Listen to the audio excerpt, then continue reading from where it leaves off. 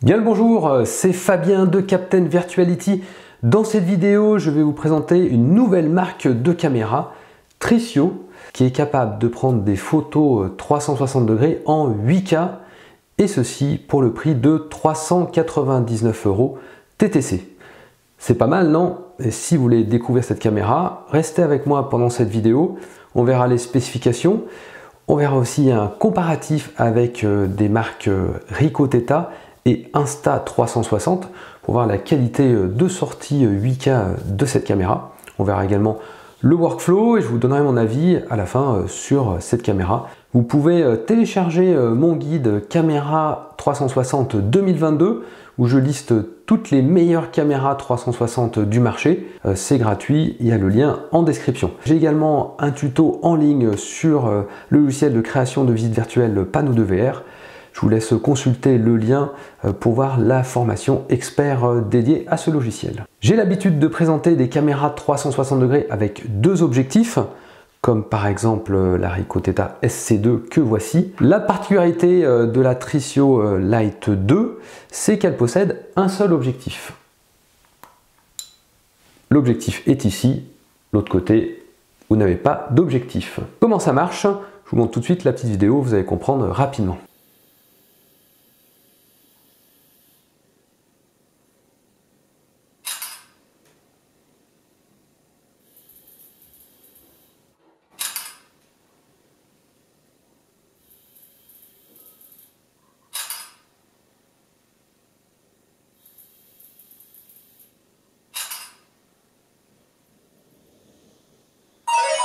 Elle va tourner pour prendre 4 photos et ensuite les assembler dans le logiciel de la caméra pour vous fournir la photo 360 degrés.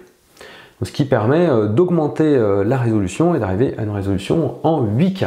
Vous avez à la base de la caméra un système de rotation qui est intégré. La Tricio est une caméra pour le business, pas vraiment pour le loisir. La cible, ça va être les personnes qui vont faire de la visite virtuelle ou de la photo 360 à des vues professionnelles. La caméra fait uniquement de la photo, pas de vidéo dans ce cas-là par rapport à d'autres caméras 360. Et également, vu qu'elle tourne, vous n'allez pas pouvoir capturer du mouvement sur la photo. La caméra est fournie avec un étui, je trouve très bien. Et ensuite dans cet étui, vous avez la caméra, vous avez un câble USB-C, vous avez également une petite chiffonnette pour essuyer l'objectif, un fascicule d'informations avec le QR code pour télécharger l'application. Ce petit accessoire qui permet de visser ici, pas de vis 1/4 pouce, visser ça à une canne et ensuite vous pouvez clipper votre Tricio sur ce système. Et là, elle tient, il faut appuyer pour l'enlever. Alors, elle parle aussi, elle dit si la batterie est faible, élevée ou médium. Vous avez un indicateur bleu sur le côté. C'est une caméra très simple d'utilisation. Vous avez un bouton ici pour prendre une photo, un bouton pour l'allumer. Alors, les spécifications, donc on a un mode photo en 8K à 32 mégapixels avec une résolution de 8000 par 4000. Donc 8K pour la photo, donc uniquement photo, hein, pas de vidéo pour cette caméra. Ensuite, on a une batterie intégrée qui va durer environ 3 heures, donc c'est une bonne batterie, pas de souci. Vous avez une carte mémoire intégrée de 8 Go. 8 Go, c'est pas beaucoup, mais si vous êtes en mode photo, c'est largement suffisant pour faire des photos en professionnel et la vider de temps en temps. Le format photo est un format JPEG. Donc il est créé automatiquement avec l'assemblage des 4 photos dans la caméra. Donc vous pouvez récupérer ça via la caméra, un câble USB avec l'ordinateur ou directement dans l'application. Un mode HDR qui est inclus. Vous pouvez également télécharger l'application Tricio 360 disponible sur iOS et Android. Vous devez vous connecter en Wi-Fi avec un code qui est fourni, je crois que c'est 1, 2, 3, 4, 5, 6. Et ensuite, vous pouvez piloter, c'est très simple, prendre la photo à distance et également récupérer les photos qui seront déjà assemblées. Et vous avez donc ce mode HDR, de toute façon qu'il faut activer par défaut. Et je vais la comparer à 3 caméras. Alors déjà 2 caméras qui sont dans la même gamme de prix. Donc l'Insta360 One X2 à 489,99 € TTC. Et ensuite la Ricoh Theta SC2, ici version business, à 349,99 €. Donc on est assez proche des 399 de la Tricio. Bon, ici on a quand même une caméra très polyvalente, photo 360 mais également vidéo. Une caméra qui est plutôt typée photo, qui va être en concurrence avec la Tricio. Sur la Theta SC2 on est à 14 mégapixels et 18 pour la One X2, alors que là on est quand même à 32. J'ai souhaité également la comparer à une caméra avec des plus hautes résolutions. Donc c'est la Ricoh Theta Z1, 23 mégapixels, donc on est à 7K, donc on se rapproche en termes de spécifications. Mais attention en prix, c'est pas du tout la même chose, c'est 1199,99 € TTC, ce qui est quand même beaucoup plus cher. Et on a sa petite sœur, la Theta X, qui vient de sortir, que je n'ai pas encore, qui est en 60 mégapixels, donc on est bien au-dessus, en 11K. Theta X est également à 999 €. Pour le comparatif, j'ai pris une photo dans une salle de classe à Paris, à côté de La Défense, et j'ai pris une photo ici au milieu de la salle de classe. Donc, ce qui est intéressant, c'est qu'on aura l'écran au fond, et on a également une journée très ensoleillée. Donc on avait l'extérieur, on voit les buildings de La Défense avec la grande arche au fond. Donc on va comparer que les versions HDR des caméras, donc SC2, HDR, Z1 également, et pour la One X2, HDR avec 9 photos. Alors ce qui va être intéressant là, c'est je peux zoomer sur le tableau, et on va voir un peu les nettetés. On arrive à apercevoir le nom de l'école, c'est IIM Digital School de Vinci. Ici j'ai noté également sur le tableau Tricio Caméra 360.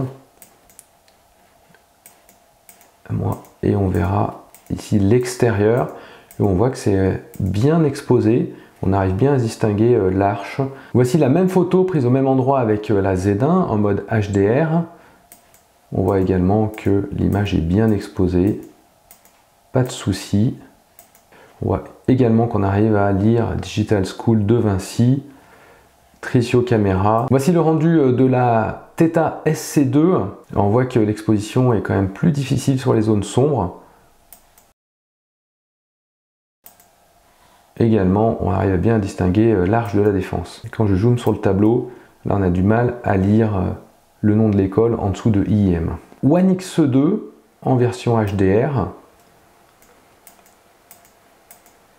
Voilà, l'exposition est également correcte, mais signe distinctif de la One X2, on voit des aspects bleutés, la photo est plus saturée, donc le ciel est plus bleu, comme ça bleu clair. Et si je zoome, c'est impossible de lire le nom, et également on voit du bruit sur la photo, du mal à distinguer Tricio Caméra 360. J'ai zoomé sur l'écran qui est au fond de la classe. On arrive à distinguer Digital School de Vinci.